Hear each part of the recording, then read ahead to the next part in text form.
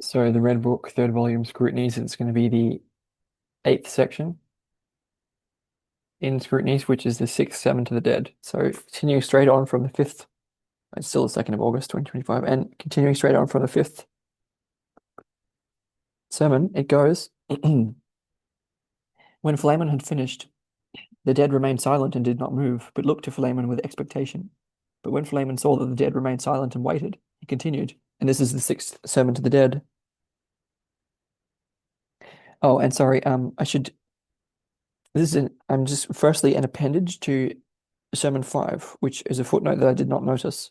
So the last paragraph was abstention shall hold good in community, extravagance in singleness. Community is depth, singleness is height. Right measure in community purifies and preserves. Right measure in singleness purifies and increases. Community gives us warmth, singleness gives us light. Black Book 6 continues. In community, we go to the source, which is the mother. In singleness, we go to the future, which is the engendering phallus. In October 6, 1916, Jung gave two presentations concerning the relation of individuation to collective adaptation. That's in Adaptation, Individuation, and Collectivity, Collective Works 18. Okay, now, when Flamen had finished, the dead remained silent and did not move, but looked at Flamen with expectation. But when Flamen saw that the dead remained silent and waited, he continued, and this is the sixth sermon to the dead. The daemon of sexuality approaches our soul as a serpent. She is half human soul and is called thought desire. The daemon of spirituality descends into our soul as the white bird. He is half human soul and is called desire thought. The serpent is an earthly soul, half daemonic, a spirit, and akin to the spirits of the dead. Thus, too, like these, she swarms around in the things of earth, making us fear them or else having them arouse our craving. The serpent has a female nature, forever seeking the company of those dead who are spellbound by the earth, and who did not find a way across to singleness. The serpent is a whore. She courts the devil and evil spirits. She is a mischievous tyrant and tormentor, forever inveigling, INVEIGLNG. I have to, I cannot allow that to simply pass by. Define inveigling.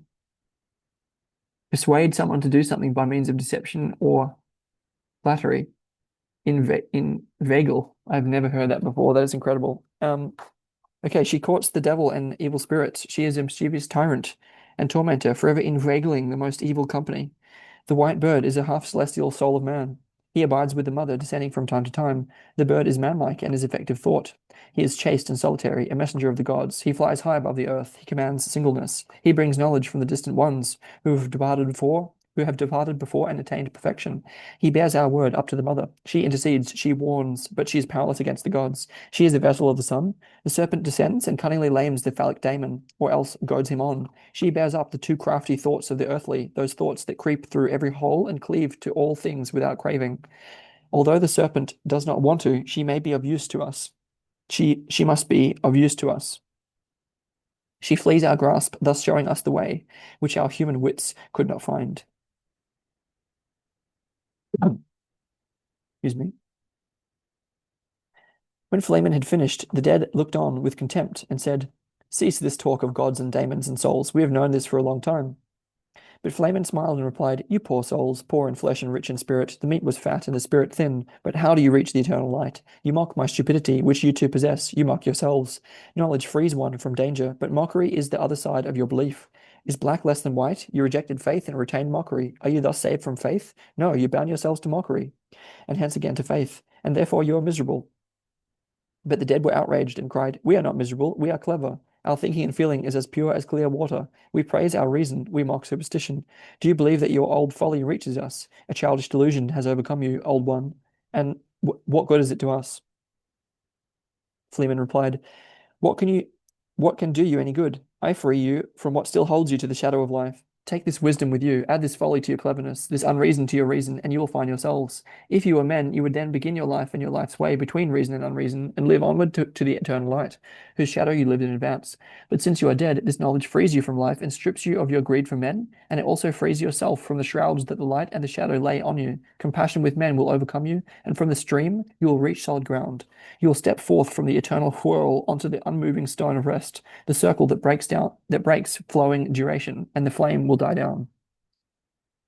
I have fanned a glowing fire. I have given the murderer a knife. I have torn open healed over wounds. I have quickened all movement. I have given the madman more intoxicating drink. I have made the cold colder, the heat hotter, falseness even falser, goodness even better, weakness even weaker. This knowledge is the axe of the sacrificer. But the dead cried, Your wisdom is foolishness and a curse. You want to turn the wheel back? I will tear you apart, blinded one.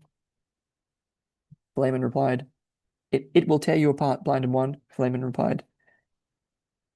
So this is what happened. The earth became green and fruitful again from the blood of the sacrifice. Flowers sprouted. The waves crashed into the sand. A silver cloud lies at the foot of the mountain. A bird of the soul came to men. The hoe sounds in the fields, and the axe in the forests. A wind rushes through the trees, and the sun shimmers in the dew of the risen morning. The planets behold the birth, and out of the earth climbed the many-armed. The stones speak, and the grass whispers. Man found himself, and the gods wander through heaven. The fullness gives birth to the golden drop, the golden seed, plumed and hovering. The dead now fell silent and stared at Philemon, and slowly crept away. But Philemon bent down to the ground and said, It is accomplished, but not fulfilled. Fruit of the earth, sprout, rise up, and heaven, pour out the water of life. Then Philemon disappeared.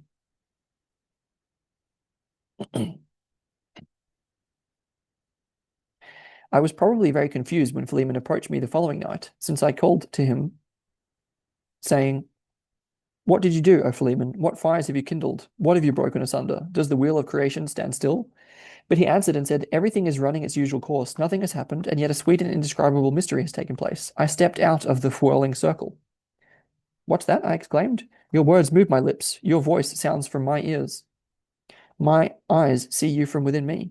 Truly, you are a magician. You stepped out of the whirling circle? What confusion! Are you I? Am I you?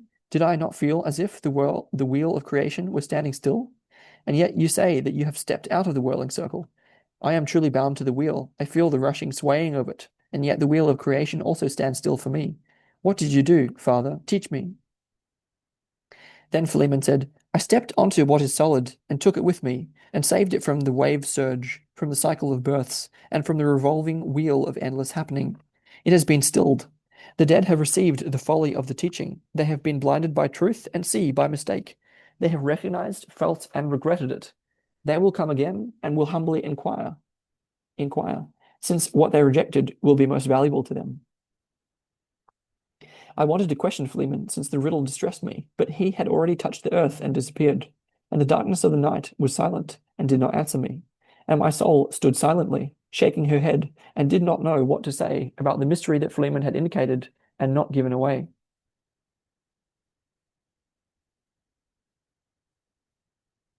Okay, that was the seventh. Sorry, that was the, let me double check.